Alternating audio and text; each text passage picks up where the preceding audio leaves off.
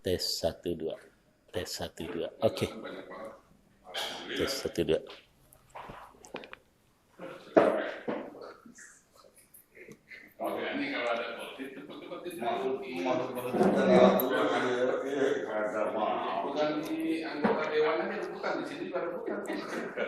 Ya kelihatan, geser dikit. Nah, biar kelihatan videonya.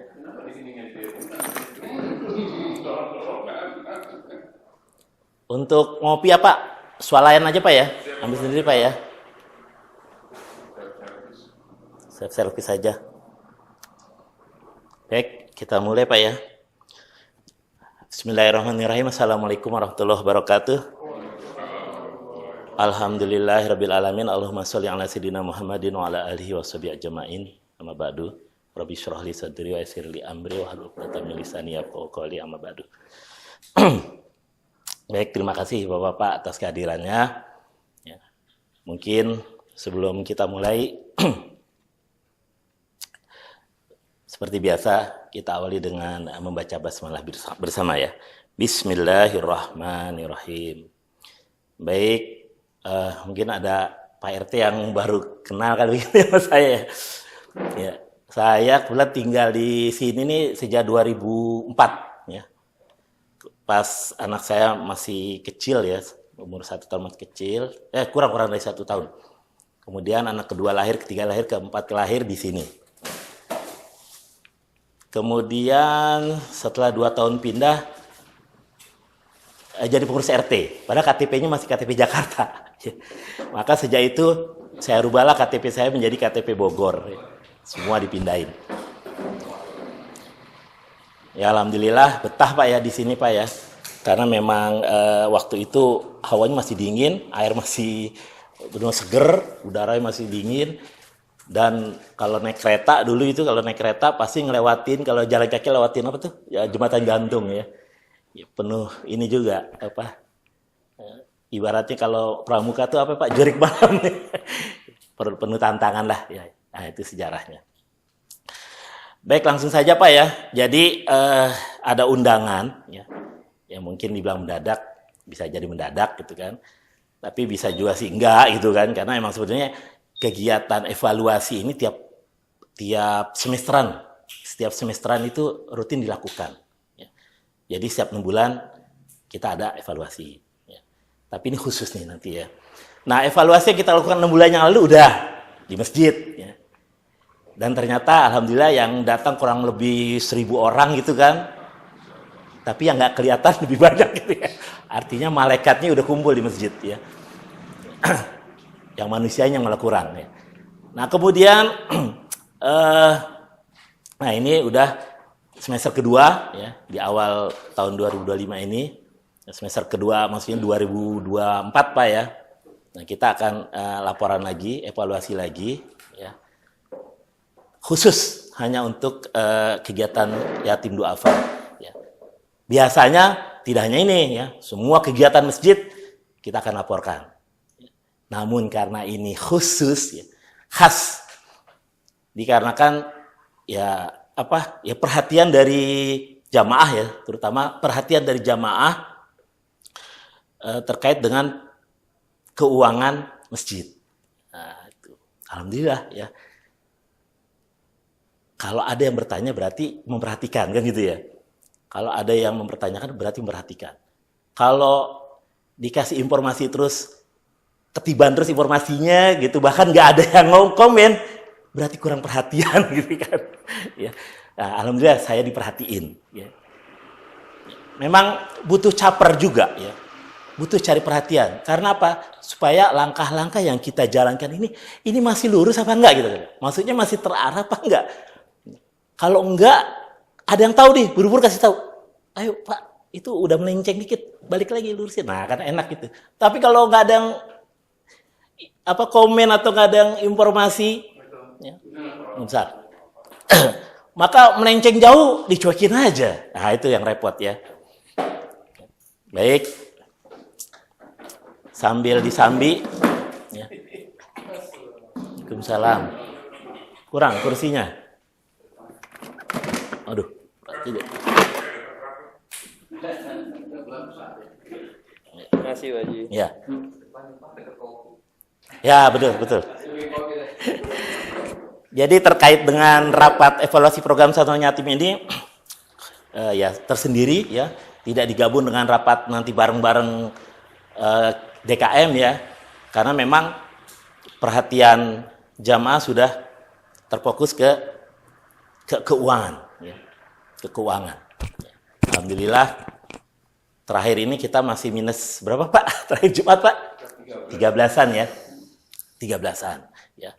Dalam bulan Januari ini udah 3 Jumat minus terus ya. Walaupun minusnya fluktuatif Pak ya. Nah, saya mau cerita dulu terkait dengan santunan yatim duafa yang sepertinya pengeluaran tertinggi di sini gitu ya.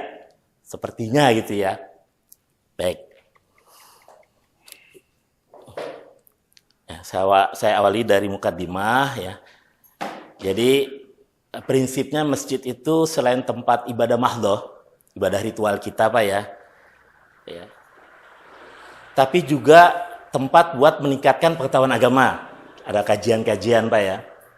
Kemudian juga ada peningkatan amalan soleh yang lainnya. Ya. Dan peningkatan kepedulian sosial. Nah ini kepedulian sosial. Artinya ada kegiatan yang bukan di dalam masjid. Ya. Kegiatan yang sifatnya di luar masjid. Sosial. Ya. Nah, salah satunya adalah yaitu santunan kepada yatim dan duafa di lingkungan masjid atau lingkungan RW 013. Ya.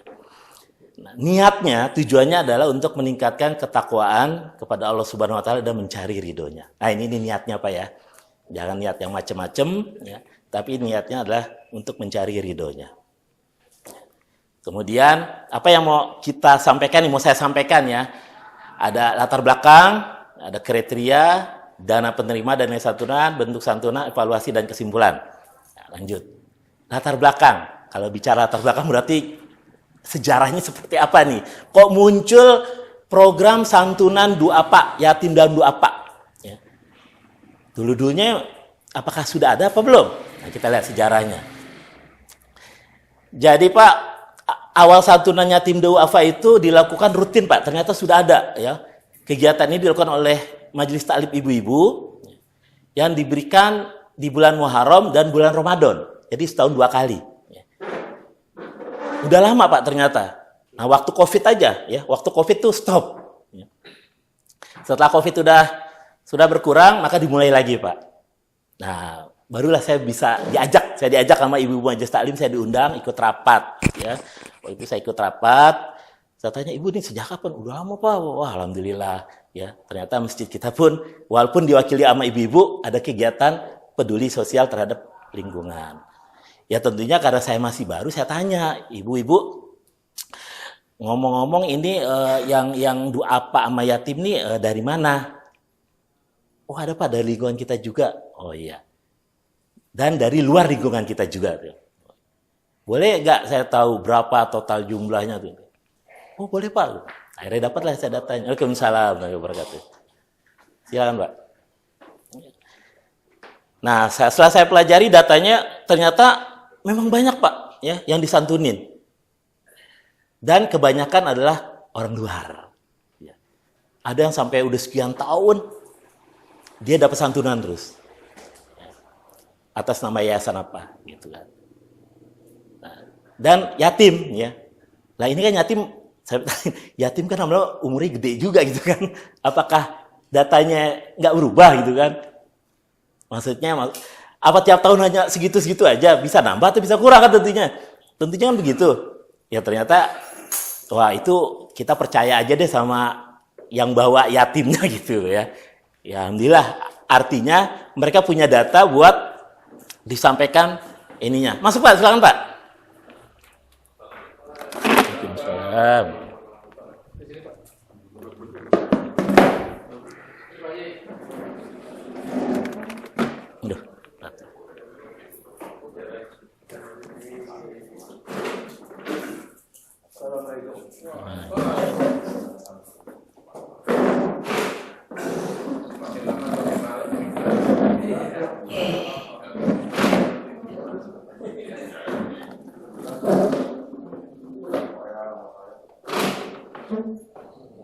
Nah.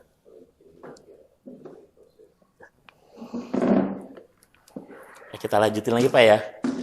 Jadi sejarahnya Pak dimulai sama ibu-ibu Pak ya. Santunan ini ibu-ibu udah rutin setiap Muharram dan Ramadan. Ya. Nah, kemudian di tahun 2022 ada challenge nih sebetulnya, ada tantangan. Sebenarnya tantangannya dari ustazahnya sebetulnya. Cuman saya hanya mendekatkan lagi. Ibu-ibu, ustazah saya dengar ngomong tuh waktu ceramah, santunan masa setahun cuma 2 kali? Bisa nggak kalau sebulan sekali? Ditantangin tuh ibu-ibu. Ya. Yang ditantangin ibu-ibu. Ya. Saya bilang, Bu, gimana Bu? Wah, gimana Pak ya? Nanti udah kita rapatin dulu. Ya udah, kita tunggu Pak. Dari tahun 2001 lah ya, kita tunggu. Terus sampai tahun 2022. Ya. Sampai akhirnya, pas saya tanya lagi, gimana Bu? Program buat santunan duafa sebulan sekali. Saya sudah menyiapkan, DKM sudah menyiapkan kotak amal khusus yatim dan duafa nomor 4. Ya. Dan itu udah banyak uangnya. Ya. Karena emang nggak kepake, karena nunggu santunan Muharram, Ramadan. Ya. Uang udah banyak, udah 9 jutaan waktu itu. Nah ternyata ibu-ibu kalau buat sebulan sekali, lempar handuk lah gitu ya. Nyerah Pak. Udah yang Muharram Ramadan aja deh. Oh ya udah nggak apa-apa. Ya. Nah, terus duit dikemanain ini? Ya, duitnya udah banyak. Ya tentunya segeralah harus disalurkan. Makanya kita rapat. Ya. Kemudian rapat musyawarah. Ya. Di bulan Desember tahun 2002 sampai Januari 2003. Ini rapat nih, ya 2 bulan. Ya 2 bulan setengah lah. Rapat, ya. Ya saksi hidupnya masih ada lah ya, ada Pak Sugeng, ya, Pak Jaidin juga. Kita lakukan rapat, musyawarah untuk merencanakan program santunan yatim dan duafa setiap bulan. Nah ini foto-foto rapat kita, itu ya. Nah ini foto santunan pertama ya. Nah, saya mau cerita ya, yang namanya rapat itu kan nggak selalu sama ya Pak ya. Ada berpendapat begini, ya berpendapat begitu. Beda-beda, pendapatnya beda-beda. Tapi bagaimana perbedaan itu bisa disatukan? Ya, artinya ya udah, kalau emang beda, kita ambil yang mana nih yang sepakat gitu kan? Nah, kita bikin kriteria supaya sepakat. Ya. Karena kriteria inilah yang akan menentukan nanti siapa yang berhak yang akan disantunin. Nah, kriteria juga hasil musyawarah Pak ya. Musyawarah kita bersama. Nah, sebelum musyawarah tentunya kan ada referensi Pak. Karena kita mau santunan yatim dan duafa, maka referensinya apa sih yang dimaksud dengan yatim? Nah ini referensinya, cari di Google ada Pak ya. Seorang anak dalam usia belum balik telah ditinggal wafat oleh ayahnya. Ini standar lah Pak ya, Bapak tahu. Nah, atau ditandai dengan mencapai usia 15 tahun. Kalau kita mungkin kalau sekolah SMA lah ya, SMA. Ya. Kalau yang perempuan sudah head, SMP aja udah head gitu ya. Ya artinya kalau yang laki itu udah 15 tahun ke atas, udah nggak bisa disebut yatim kan gitu kan. Karena batasannya mencapai usia 15 tahun. Kalau udah ke atas itu berarti nggak yatim lagi, berarti nggak masuk ke kriteria ini. Begitu juga anak perempuan kalau udah head kan bisa aja SD udah head, SMP head, berarti nggak boleh dong terima santunan dengan status yatim ya, nggak boleh harusnya gitu kan, karena status bukan yatim lagi. Nah terus yang duafa gimana duafa? Duafa agak banyak nih, ada duafa tuh ada orang miskin, ya. Ada hamba sahaya, kalau hamba saya dulu budak Pak ya, budak, kemudian ada kaum yang cacat fisik, ya. Difabel, ya. Kalau cacat mental termasuk kan nih. Ya. Kemudian orang lanjut usia, manula, ya.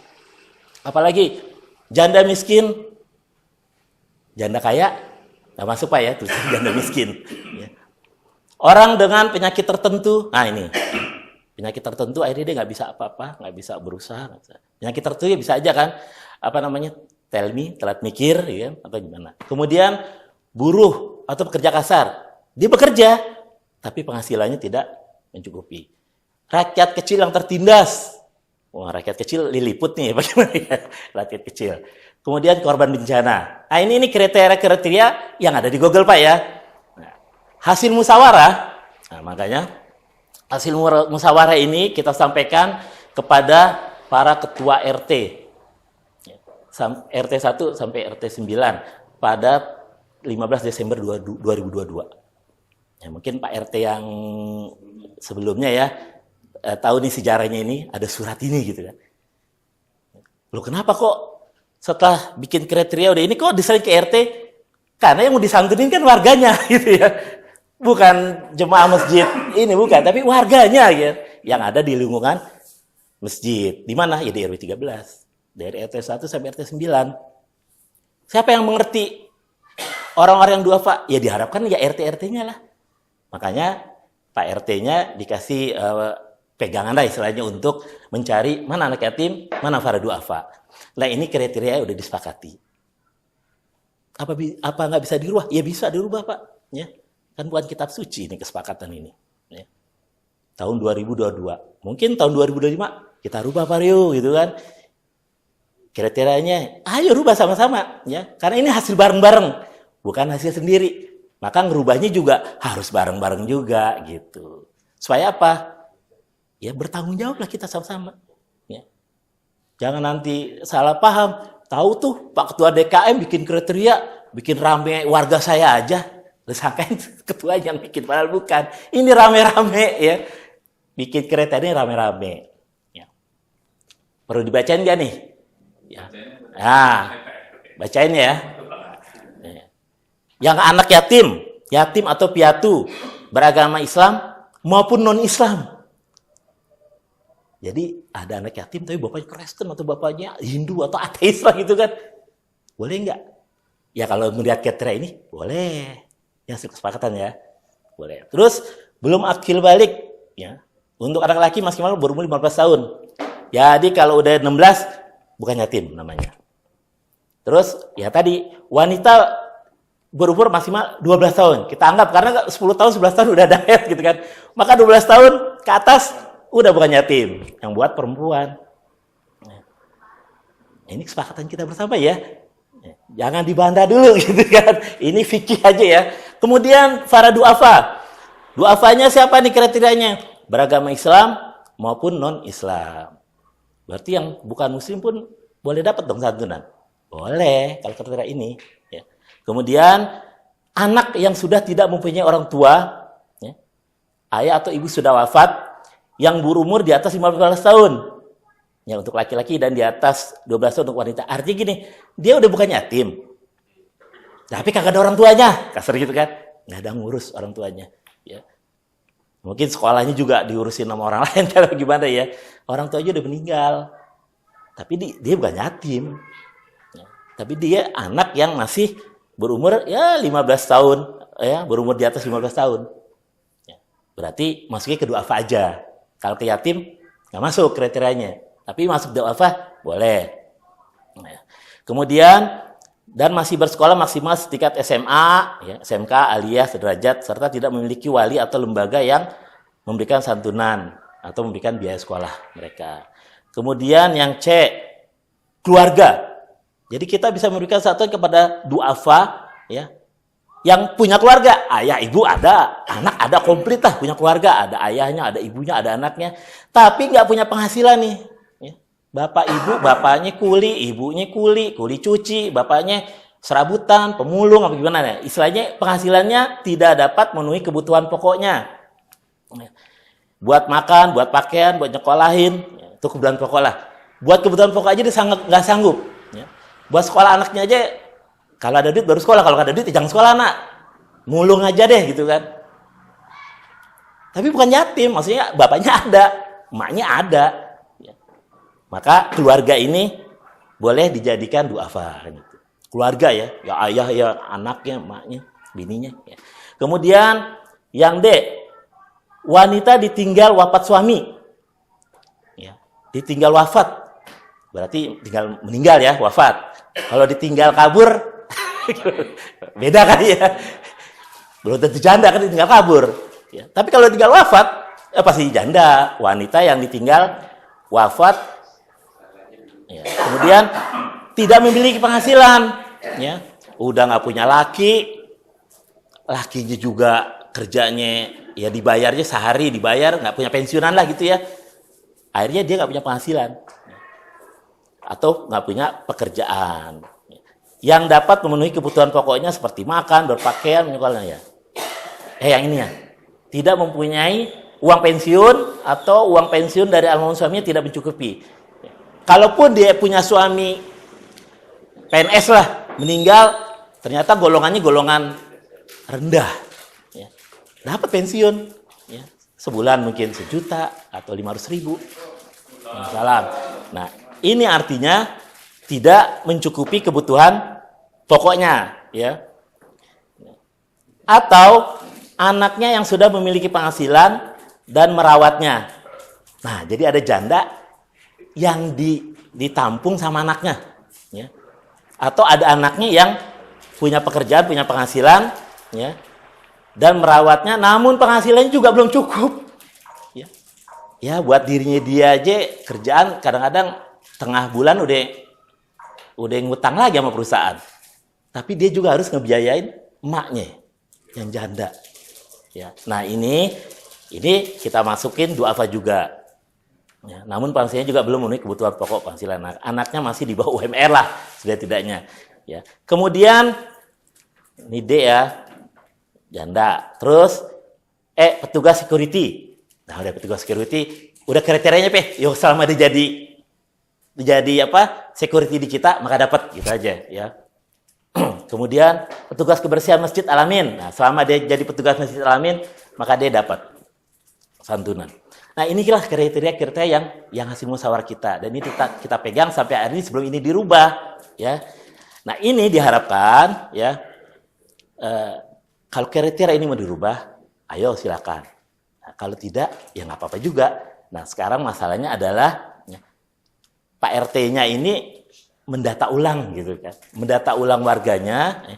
Apakah kriteria ini masih masuk ke warga-warga yang sudah dapat ya, ada nama-nama warga yang sudah dapat 2 tahun ya, sudah mendapatkan santunan selama 2 tahun Pak, hampir 2 tahun, 2 tahun kurang 1 bulan. Nanti nama-namanya ada Pak ya. Nah ini ya, data penerima santunan yang diperoleh dari pengurus ini. Ya setelah kriteria ini kita bagiin ke RT, para RT nyari, mana nih warga saya, mana jadi RT baru lagi. Tinggalnya juga di sini masih baru kenal tetangga gitu kan. Lah iya Mas, apalagi warga, tetangga kanan kiri aja mungkin belum kenal, orang baru pindah. Apalagi warganya. Ditunjuk jadi RT lagi. Ini sebenarnya pengalaman saya Pak ya. Dulu saya jadi RT itu Pak ya. Orang saya pulang berangkat subuh, pulang malam, ketemu tetangga itu kalau ada rapat RT aja Pak. Ya, kalau ada rapat RT kan malam minggu tuh biasanya. Nah, baru saya ketemu warga. Saya nggak tahu wilayah RT, saya di RT 2 Pak. Wilayah RT 2 tuh mana aja saya nggak tahu. Selama 2 tahun Pak. Gitu. Pas jadi RT, kan ada tugas nagih iuran. Mau nggak mau saya telusurin. Ini blok ini di mana blok ini. Gitu. Akhirnya tahu Pak, wilayah RT dulu, luas juga ternyata. Paling luas. Iya, sampai kakaknya waktu saya kakaknya 60-an. 60, 65. Karena mungkin 70 kali ya. Iya Pak Torik ya? Kakaknya. Iya belum tahu dia juga dia. Ya ini lika-liku jadi RT Pak ya. Ya, jadi RT yang mau nggak mau ya kita harus kenal warganya. Ya, alhamdulillah selama saya jadi RT, warga yang ya alhamdulillah bisa kerjasama ya dengan program-program RT-nya. Ada juga yang menutup diri, ada juga yang ya cuek. Artinya dia tidak aktif. Tapi kalau didatangi dimintain duit mah keluar duitnya gitu kan. Tapi kalau ada undangan-undangan nggak pernah datang. Ya jadi macam-macam karakter warga akhirnya kita tahu. Ya. Nah kalau ada warga yang duitnya gampang tapi datangnya susah, ya duitnya aja kita mintain, ya kan? Datangnya susah. Ya. Nah, ada juga yang duitnya susah, datangnya susah, gitu kan? Nah ini pakai berantem akhirnya kan gitu kan. Ya nggak berantem sih ya. Ya artinya inilah pakai emosi lah gitu kan. Kebetulan saya kan masih muda juga waktu itu ngadepin yang gitu-gitu kesel juga gitu kan. Ya udah. Karena udah tua. Jadi keselnya udah bisa diredam lah gitu kan ya. Bukan diredam sih, saya bisa ditahan-tahan lah gitu kan. Ya karena takut yang dihadapi lebih muda gitu kan. Yang dihadapi lebih muda gitu kan. Kalau ditakol ya lumayan juga. Ah ini Pak, nama-namanya waktu bulan Februari tahun 2023 nih ya. Ini nama-nama duafa, yatim dan duafa ya. Dari RT 1 siapa, RT 2, RT 3, RT 4, RT 5 dan seterusnya ya. Nah, ini tanda tangan bukti bahwa mereka sudah terima. Kita lihat, ini kan 27. Oh, ini 38, Pak. 38. Jadi pertama kali nih, Pak. Ya. Kan tadi rapatnya Desember 2022, Pak ya. Nah, ini pertama kali yang menerima santunan yatim dan duafa. Yatimnya ada berapa tadi itu? Ada yatim gimana keterangan? Nah, ini yatim nih. Yatim. Ya. Nah, ini duafa. Ya, karena umurnya udah 15 tahun lebih gitu ya. Tapi masih sekolah. Ya, statusnya bukan yatim, kita anggap duafa. Ya. Nah, ini nama-namanya, ini nama-nama security ya, ada Tuaga Patma, ada 5. Nah, kebersihan waktu itu ada Tuaga 4, ada 4 ya. Oke. Lanjut. Nah, ini bulan Maretnya ya.